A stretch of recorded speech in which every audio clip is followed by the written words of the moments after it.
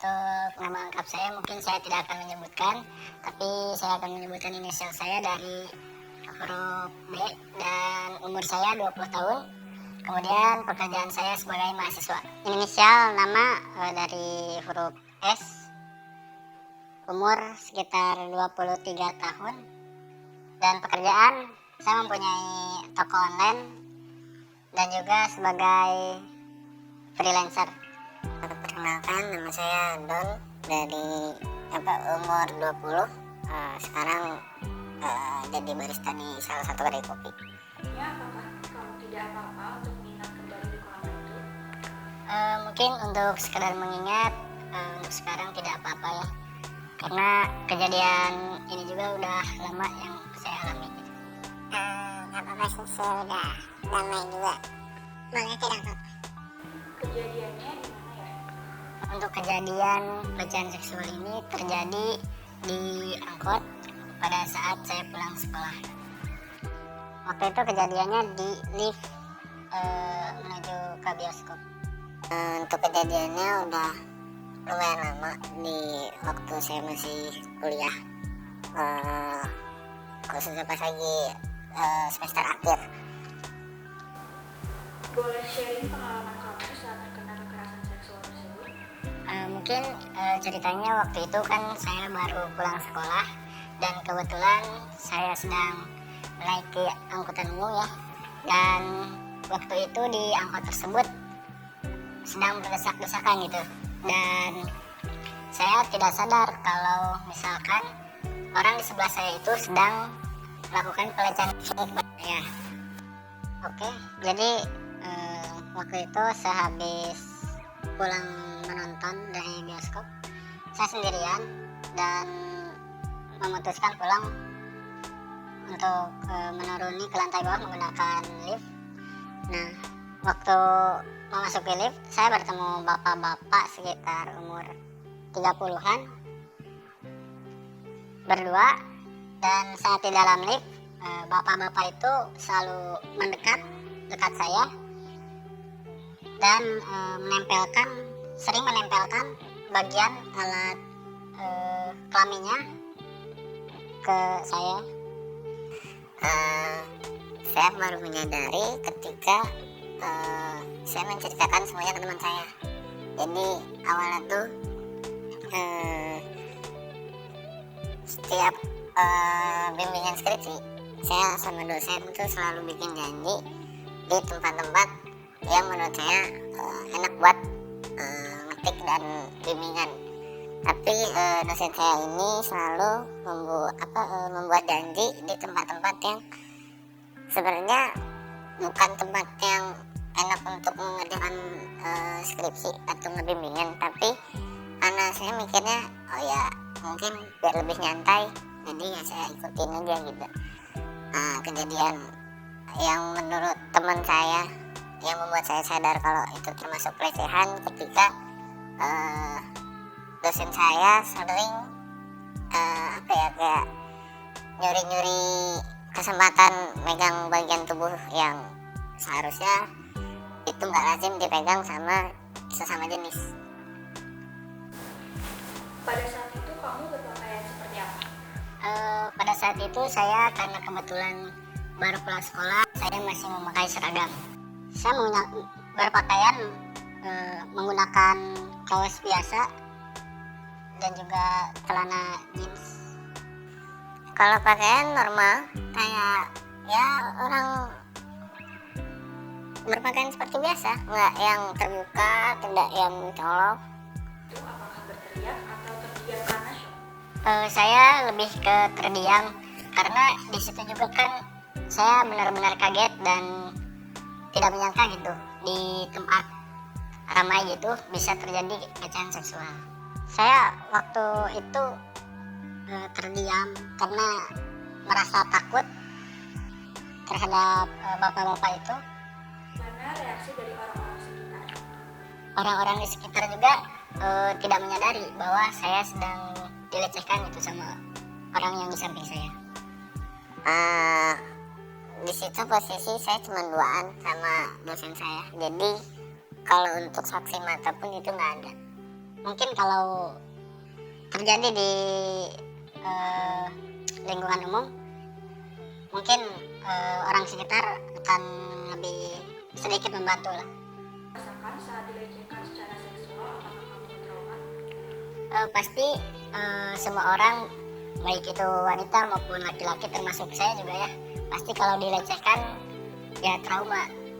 Ya sempat trauma juga, sempat menyesal, takut. Habis kejadian itu untuk trauma tidak terlalu parah, itu kan lebih ke saya lebih jaga diri aja kalau bersama sesama jenis di dalam satu ruangan. Keluarga mengetahuinya? Untuk keluarga sampai sekarang tidak mengetahui kalau saya pernah dilecehkan. Untuk keluarga belum mengetahui karena saya belum berani menceritakan kejadian itu kepada keluarga. Saya nggak berani cerita ke keluarga dan jangan perlu tahu juga sih. Berdasarkan kejadian tersebut, apakah kamu sempat menyalahkan diri sendiri karena kejadian itu? Ya tentu saja, karena saya kan sebagai seorang laki-laki yang tentunya harus bisa melawan lah, harus ya kuat. Tapi saya menyesal terhadap kejadian itu karena tidak bisa melakukan perlawanan. Untuk kejadian tersebut saya tidak bisa menyalahkan diri saya sendiri karena emang itu terjadi secara tiba-tiba dan emang saya juga tidak menyangka bakal terjadi seperti itu. Untuk nyalahin diri enggak, karena itu full murni nggak sadar ya kejadiannya juga. Apakah kamu sudah berdamai dengan diri sendiri atas kejadian yang menimpamu itu?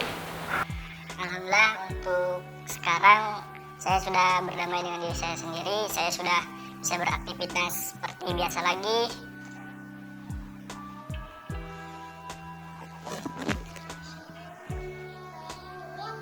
Ya baik.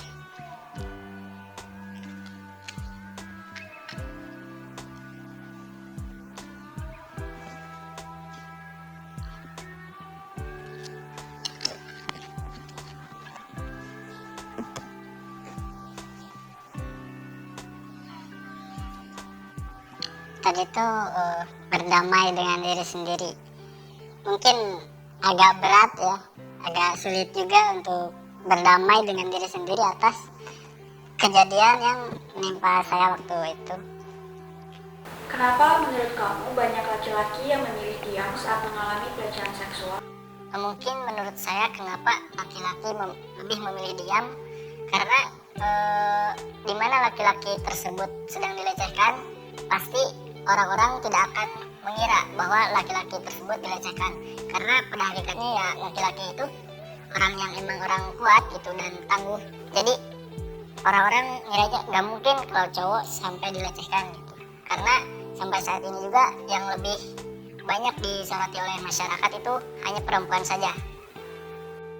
Mungkin karena laki-laki itu sudah dipandang kuat ya, dimana laki-laki itu ketika terjadi sesuatu yang tidak enak padanya, laki-laki bisa melawan gitu. Mungkin karena ini ya pandangan di Indonesia masih pelecehan tuh cuman bisa terjadi sama perempuan doang. Kayak misalkan terjadi pelecehan kepada laki-laki tuh kayak udah hal yang biasa, dan itu tuh biasa, bukan yang seharusnya dibikin hal yang sesuatu hal yang besar. Kayak daerah sensitif dipegang pun laki-laki hanya mandang itu bercanda, bukan hal yang lebih serius. Jadi jarang laki-laki yang menyadari. Boleh memberikan pesan-pesan untuk mereka, para laki-laki yang menjadi korban pelecehan? Oke, mungkin untuk laki-laki yang pernah dilecehkan sama seperti saya, mungkin untuk setiap harinya bisa lebih berhati-hati lagi, bisa lebih waspada lagi, karena di tempat ramai aja masih bisa terjadi pelecehan seksual, apalagi di tempat yang sepi gitu. jaga pergaulan juga, jangan mau diajak ke lebih curiga lah kalau misalnya kalian diajak jalan posisi hanya duaan sesama jenis, itu lebih dikurang-kurangin sih. Untuk para lelaki yang di luar sana mungkin harus lebih aware lagi, mungkin lebih berhati-hati ketika berada dalam ruangan, apalagi berduaan dengan orang asing. Kekerasan seksual dapat terjadi kepada siapa saja. Tindakan seksual ini dilakukan secara paksa kepada korban, baik perempuan maupun laki-laki. Survei dari Koalisi Ruang Publik Aman menyatakan 3 dari 5 perempuan serta 1 dari 10 laki-laki pernah mengalami pelecehan di ruang publik.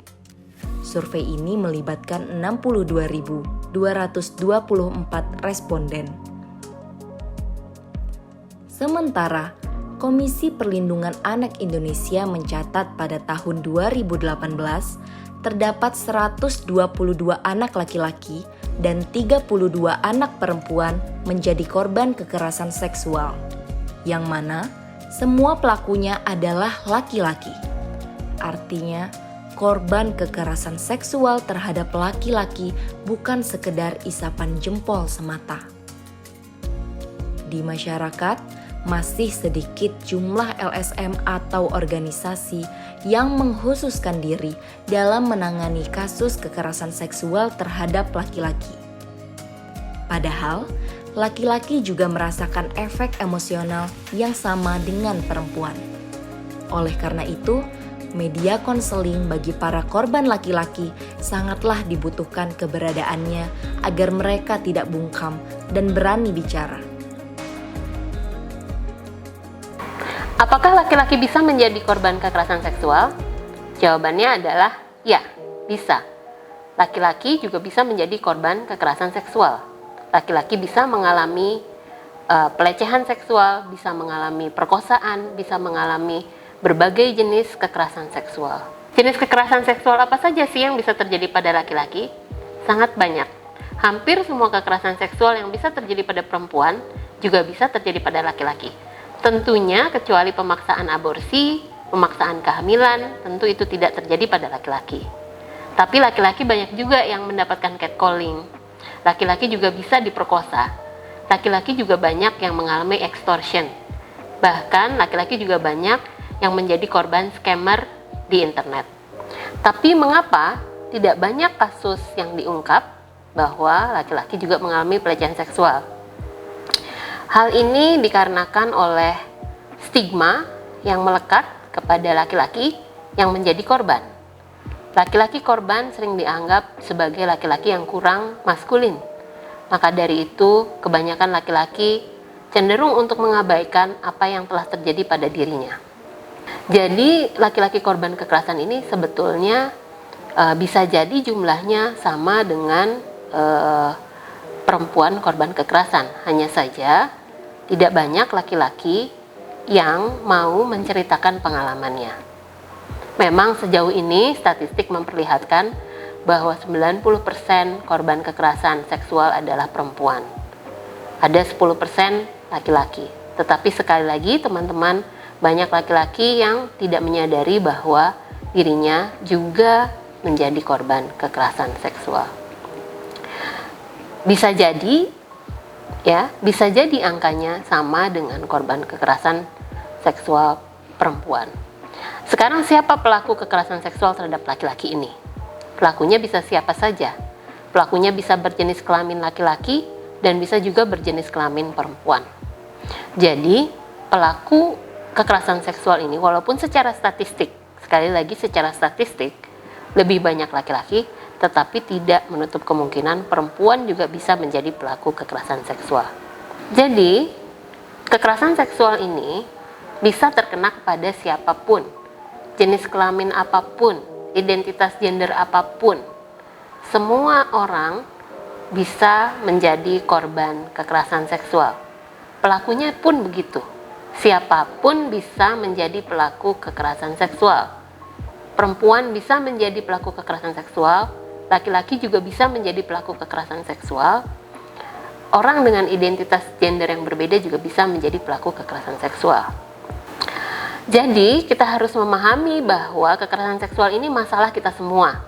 Dan untuk menghilangkan kekerasan seksual dalam masyarakat kita perlu bekerja bersama-sama. Kita juga perlu meningkatkan pemahaman kita akan otoritas tubuh dari orang lain. Kita juga harus menghormati dan menghargai pilihan orang lain. Kita juga harus menghormati dan menghargai private space atau ruang pribadi seseorang. Kita tidak bisa menyentuh tubuh orang lain dengan seenaknya, tidak bisa mengomentari tubuh orang lain dengan seenaknya, kita tidak bisa memberikan komentar dalam bentuk teks ataupun langsung secara seenaknya kepada orang lain. Jadi, kita harus meningkatkan pemahaman kita tentang bagaimana menghargai ruang pribadi orang lain.